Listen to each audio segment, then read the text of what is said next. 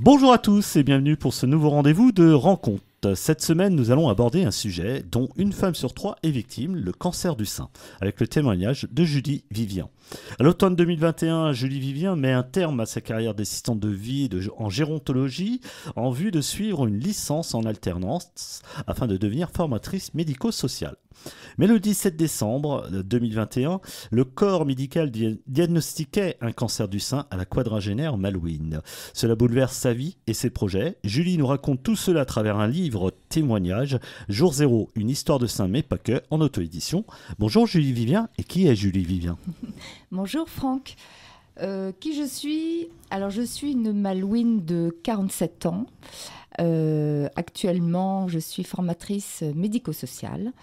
Je travaille essentiellement pour des apprenants afin de les aider à se diplômer en tant qu'assistante de vie aux familles et également les techniciens d'intervention sociale et familiale. Très bien. Quel joli parcours, en tout cas. Qu'est-ce qui se passe dans ta tête, du coup, le 17 décembre 2021, lorsqu'on te diagnostique le cancer du sein ? Je bascule en une fraction de seconde du monde de soignant où j'étais quelques années auparavant au monde de patient. Je pense tout de suite protocole. Je pense immédiatement fin de vie également et je pense surtout à la vie que je suis en train de reconstruire et qui risque de s'effondrer très très vite parce que je comprends que les soins doivent se mettre en marche le plus rapidement possible et que le cancer est bien installé. Donc à cette époque, je suis en reprise d'études. Je ne pense qu'à la licence, à la carrière, on peut appeler ça comme ça, que j'envisage. Je suis dans le pilotage de formation, dans la coordination. Je suis heureuse, j'ai 45 ans et je suis sur les bancs de la fac avec plein de projets. Je suis aussi en pleine reconstruction amoureuse. Je trouve mon âme sœur. Et pour moi, la vie est belle. Voilà, la vie est belle. Et en une fraction de seconde, je perçois la gravité. Et je me dis, OK, bon, t'y vas ou t'y vas pas, mais il va falloir faire vite. Il va falloir choisir rapidement et prendre des décisions rapidement. Exactement, exactement. On a la chance de ne pas être seul à cette table, parce qu'il y a aussi l'âme sœur qui est avec nous, Pascal Moresson. Bonjour Pascal. Bonjour Franck. Un plaisir de te revoir à ce micro-là. Partagé. Elle vient d'évoquer, Julie, justement, là, cette reconstruction. Toi, justement, quand tu apprends ça, parce que voilà, tu fais partie de ce renouveau de sa vie. Ça doit être violent aussi pour l'accompagnant. C'est d'autant plus violent que Julie et moi, on venait de se rencontrer. Ça faisait tout juste 2 mois que nous étions ensemble. Et là où ça a été violent, c'est peut-être aussi du côté du médecin généraliste qui, pour le coup, quand on lui a annoncé qu'elle avait un cancer, n'a pas pris de gants. C'est-à-dire qu'à partir du moment où on est rentré la toute première fois chez son médecin généraliste, là, je devenais l'aidant, c'est-à-dire celui qui allait accompagner sa femme pendant plus d'1 an et demi dans la maladie. Et là, pour être honnête, le médecin, je te le dis tel qu'il a dit, c'est « Bonjour Julie, voilà, tu as un cancer du sein, stade 5, ça passe ou ça casse ». Moi, j'étais là, j'existais pas, et ça a été ça tout au long du parcours. Alors, quelque part, j'ai pris ça très violemment, c'est vrai que Julie aussi, mais moi, en fait, je plongeais dans un univers que je connaissais bien, le cancer évidemment, mais quand c'est un cancer qu'on a soi, c'est pas forcément facile et drôle, mais quand c'est sa femme, là c'est pire, parce que là, tout le monde autour s'écroule. Surtout quand c'est sa jeune femme, pour le coup. Ça faisait tout juste 2 mois, donc en fait, on n'a pas eu le temps de se connaître, de se découvrir. On a tout de suite été dans la maladie. Mais aux auditeurs, auditrices, je le dis tout de suite, si c'était à refaire, je le referais parce que ça a vraiment, pour le coup, fusionné, ça soulève. Tout à fait. Aussitôt, on n'a pas le temps de réfléchir, de rêvasser à un super monde. On est dans le dur dès le départ, quoi. C'est ça, Julie ? Il aurait pu prendre ses jambes à son cou. Et en l'occurrence, c'est vrai que ce fameux jour, l'annonce évidemment a été marquante, mais dans toutes ces minutes qui se sont égrenées, moi, ce qui m'a vraiment choquée, c'est la posture statufiée de Pascal à côté de moi. Je ne l'avais jamais vu comme ça et je me suis dit, mais mince, il va faire un AVC, il va faire un malaise. La mâchoire était contractée à l'extrême. Je voyais son profil bloqué et je me suis dit, va falloir qu'on sorte absolument de ce cabinet. Alors en plus, c'est vrai que ce n'était pas évident parce que le médecin, je le connaissais, donc le tutoiement était présent. Ça a été, de longues minutes et il nous a vraiment fallu un temps pour reprendre de l'oxygène. Il fallait qu'on sorte très très vite de ce cabinet pour pouvoir assimiler la nouvelle, se dire ok, bon, allez, on y va. La vie nous offre aussi une seconde chance à tous les deux. Il faut la saisir, quoi. Saisir. Question à l'ancienne soignante, y a-t-il vraiment, parce que Pascal remarquait, il montrait du doigt là, la réaction du médecin, y a-t-il une bonne façon d'annoncer une telle maladie à un patient? En fait, j'ai envie de prendre à la décharge du médecin. Je pense qu'il lui en annonce tellement de mauvaises nouvelles dans sa carrière qu'au final, y a-t-il une vraie bonne façon de dire, voilà, vous avez un cancer, je le vois pas avec un chapeau pointu et un serpentin en train d'annoncer la nouvelle, donc Je pense que la question est surtout orientée sur la perception du malade. Comment est-ce que le malade perçoit la nouvelle ? Parce qu'un médecin, avec les mots, avec une justesse, peut tout à fait donner un diagnostic, mais selon la compréhension aussi du patient par rapport au diagnostic et puis sa perception, je pense que tout peut découler de la suite, en tout cas de l'état émotionnel du patient. En l'occurrence, j'ai discuté il n'y a pas très longtemps, c'est simple, il y a 3 jours, avec une étudiante en 6e année en médecine, et je lui posais justement la question par rapport à la relation patient. Est-ce qu'aujourd'hui, un médecin travaillait un peu plus le côté psychologique dans l'annonce ? Il y a quand même un travail qui se fait davantage actuellement, où on se rend compte justement que, alors on en reparlera de la pérédance, mais qu'on se rend compte que les prémices, le début en tout cas de la pose du diagnostic est tellement... c'est un starting block. Ouais, c'est le moment du départ. C'est le moment. C'est le moment. Comme c'est le titre d'ailleurs du film, c'est le jour zéro. Voilà, ça Sacré démarre film, oui. Quasiment là, quoi. Voilà, exactement. Très bien, avant d'évoquer justement le livre Jour zéro, une histoire de saint mais pas que, nous allons écouter Western, une chanson d'Anne Sylvestre.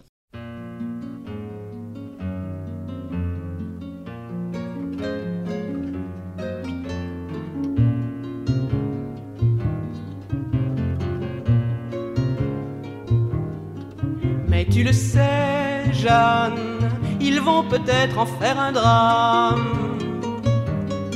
Oui, tu le sais, Jeanne, ils vont peut-être en faire un drame. Ils vont te regarder de loin, déjà le mouchoir à la main. Ils vont tomber à court de mots, tu vas les porter sur ton dos. Mais tu le sais, Jeanne, tu es comme une ville en flammes. Oui, tu le sais, Jeanne, tu es comme une ville en flammes. Et tu te sens comme une armée, tu es de partout assiégé. Les Indiens tournent au dehors, ils ne seront pas les plus forts. Et tu te bats, Jane, si tu te bats n'est pas de peine. Quand tu te bats, Jane, quand tu te bats, c'est le western.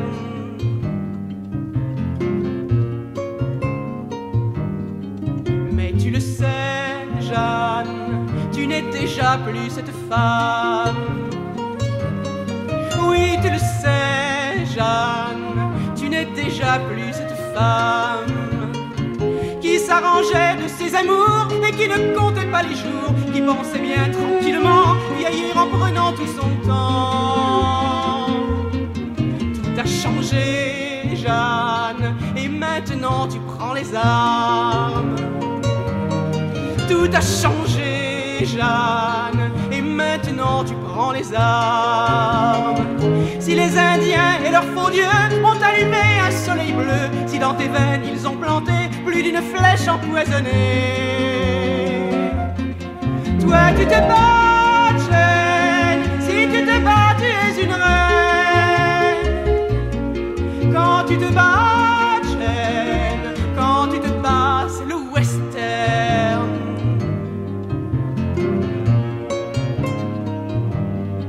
Mais tu le sais, Jeanne, tu vas renaître dans les flammes.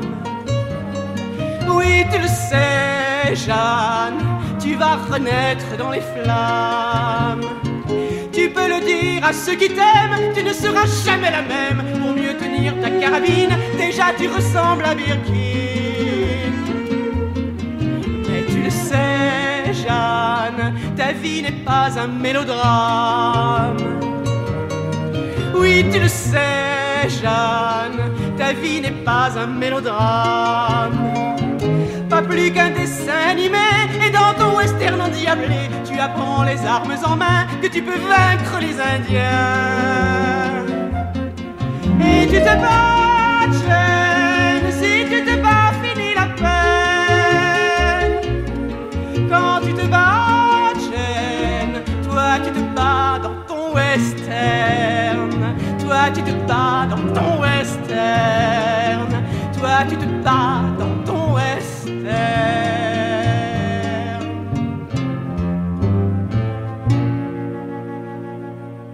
C'était Western d'Anne Sylvestre, dans lequel l'artiste évoque de façon métaphorique son propre combat face au cancer du sein.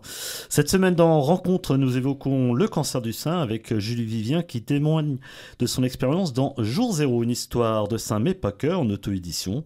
Julie, à quel moment as-tu senti le besoin de partager ton expérience, ton existence, je veux dire? J'ai senti le besoin de le partager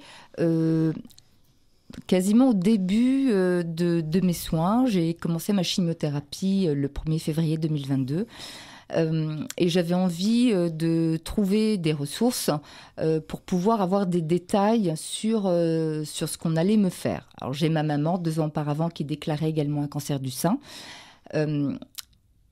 J'ai eu, évidemment, je connaissais son parcours, mais j'avais envie d'aller, moi, un peu plus en profondeur. Et je ne trouvais rien. Il y avait quelques romans graphiques qui étaient intéressants, parfois jolis, ou alors beaucoup de livres, mais très, très orientés sur moi et mon cancer. Finalement, c'est pas ce que je cherchais.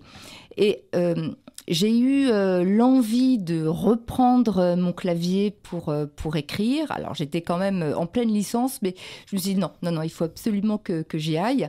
Et j'ai voulu écrire, moi, un outil d'accompagnement en songeant justement aux femmes qui se posaient des questions sur leur examen, sur ce qui allait leur devenir.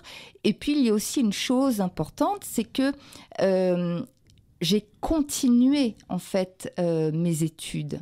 Ma licence était en alternance. J'étais une semaine parfois à la fac et le reste du temps en entreprise. Et je n'acceptais pas d'arrêt maladie auquel j'avais le droit parce que je savais que je n'avais peut-être pas de seconde chance d'aller au bout de mon projet. Donc, je vais peut-être pas rentrer dans les détails, mais on imagine bien comment on peut se sentir après une chimio. Je me suis accrochée et en écrivant ce livre, je me suis dit, même si on fait partie d'un petit taux de pourcentage qui poursuivent son travail, il y a des femmes aussi, alors profession libérale, ou alors aussi qui n'ont pas le choix de travailler, qui sont aussi dans le même cas et qui subissent aussi peut-être le côté je vais pas dire disciplinaire, médical, mais on connaît, quand on écoute l'actualité, voilà, on va pas parler évidemment des problèmes de manque de soignants dans les hôpitaux, mais enfin c'est quand même une sacrée problématique. Et quand on nous impose des jours de soins, des examens, et qu'on travaille et qu'on nous répond, mais écoutez, oui, mais enfin vous comprenez, on n'a pas le choix, là il faut absolument vous poser un créneau. Oui, mais vous vous battez contre la vie, vous vous battez pour travailler, vous vous battez pour vous lever le matin. Donc il y a eu vraiment tout un milieu, en fait, ou en tout cas une temporalité où je me suis dit, allez Julie, il faut absolument que tu écrives là-dessus, au moins pour ces femmes qui sont dans le même cas que toi et qui se sentent quand même seules. Voilà. Et ouais, voilà, il y a la possibilité de... Enfin, après, c'est le corps aussi, j'imagine, qui commande un peu aussi, parce que, comme tu disais, voilà, la chimio, on la supporte sans doute chacun un peu à son niveau, différemment. Oui, et puis très certainement. Et c'est là où aussi les dents rentrent en compte. C'est-à-dire que pour ma part, me lever était physiquement difficile. Voilà, on parle des douleurs invisibles. J'avais mal aux articulations. Bon, évidemment, les nausées et puis tout, voilà, plein de choses d'autres. Voilà, plein de choses d'autres. Tout un travail hormonal, j'imagine aussi qui s'y joue. Voilà. Et en l'occurrence, alors concrètement, Pascal prenait en charge toute l'intendance, donc l'entretien de la maison, les courses, les repas, etc. Un petit homme de maison maintenant. Parfait. Et les animaux. et les animaux. Et puis, voilà, il y a aussi des moments où j'avais besoin d'aide pour des soins d'hygiène, allons-y. Donc, c'était aussi le rôle qui lui incombait. Donc, sans Pascal, clairement, je pense que je ne serais pas là. Je pense que je n'aurais pas eu la force d'assumer tout ça, quoi. D'accord, et carrément. Beau témoignage. Pascal, oui, non, mais c'est... ton avis là-dessus? Non, mais c'est vrai. Alors après, en tant qu'aidant, pour ma personne... En fait, la position qu'il faut avoir, que j'ai dû avoir, c'est surtout d'être fort. Parce que quand on t'annonce que ta femme a un cancer du sein stade 5, alors la première chose qu'il faut surtout pas faire, c'est aller sur les forums. Parce que moi, je ne savais pas ce qu'était un stade 5. En fait, Julie était en phase terminale. Donc pour le coup, je me suis dit, je viens de rencontrer Julie il y a 2 mois, je vais la perdre. Donc, juste une question pour les auditeurs, mais vous ne viviez pas ensemble en plus, quoi. Du tout. Voilà, vraiment, oui. Ça fait 2 mois, c'est vraiment le tout début là. C'était tout début. Ça fait pas 2 mois que vous vivez ensemble. Quoi. Non, vous connaissez. Julie avait sa maison, moi j'avais mon appartement, on avait chacun nos vies.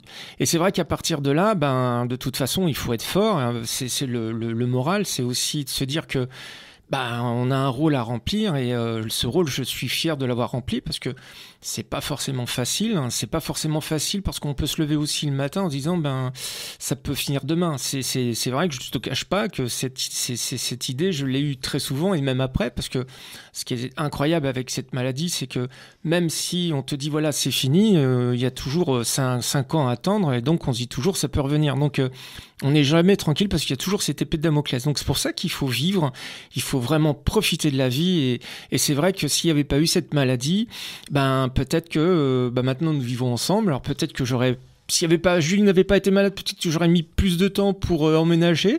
En fait, ça a précipité les choses et ça vraiment, dans le malheur est bon parce qu'on a vraiment, on s'est découvert en fait. Notre amour, en fait, on l'a vécu dans la maladie, on s'en est bien sortis et puis on est les plus amoureux du monde. T'as pas voulu parler de ta maladie, t'as vraiment souhaité parler de la maladie et de la façon qu'on apporte, qu'il y a l'accompagnement, le soutien pour celles et ceux qui seraient affectés dans le futur. En fait, c'est ça, c'est leur apporter un livre, un outil. Un outil. Et donc, dès le départ, ça a été vraiment cette envie de d'écrire. Exactement. Ce prisme-là. Je ne voulais absolument pas que ce soit un déversoir émotionnel. Ça, j'insistais, je voulais vraiment que...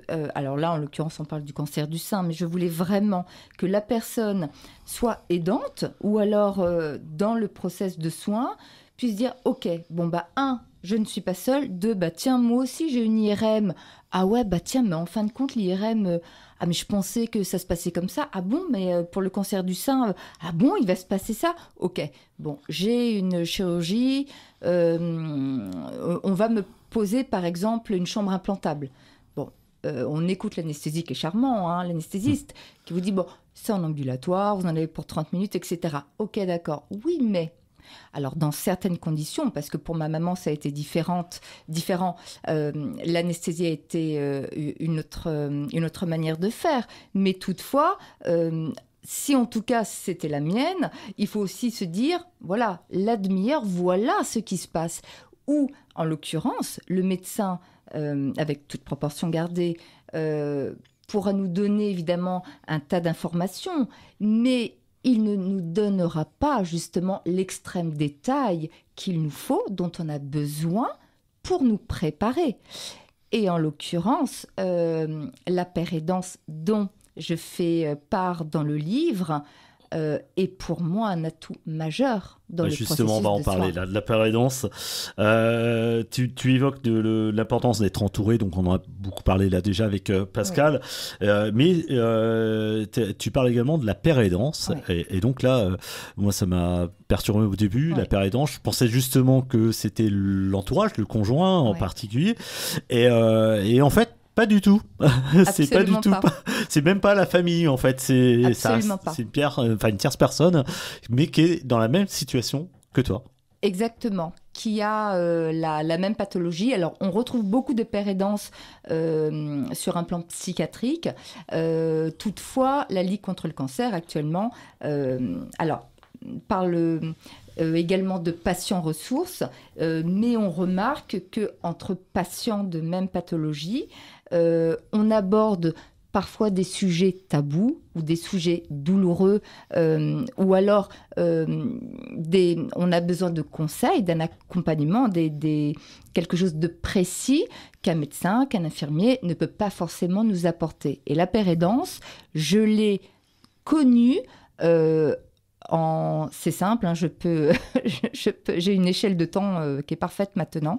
Je l'ai connue à la mi-février, donc je commençais mes soins, et j'ai une très bonne amie qui avait déclaré, étonnamment, en même temps que moi, un cancer, un autre type de cancer, et elle-même travaillait en oncologie.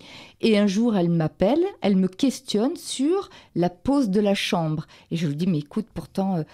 je pense que tu connais mieux que moi, en tant qu'ancienne infirmière en oncologie. Mais finalement, elle attendait des détails.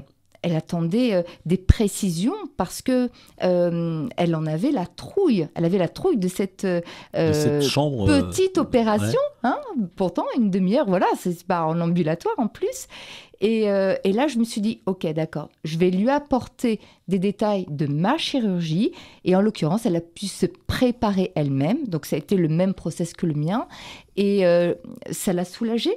Et j'ai connu la pérédance dans ce sens. Et au fil du temps, j'ai eu 1 an et demi de soins, en passant de la chimio, de la chirurgie, la radiothérapie, de nouveau de la chimio.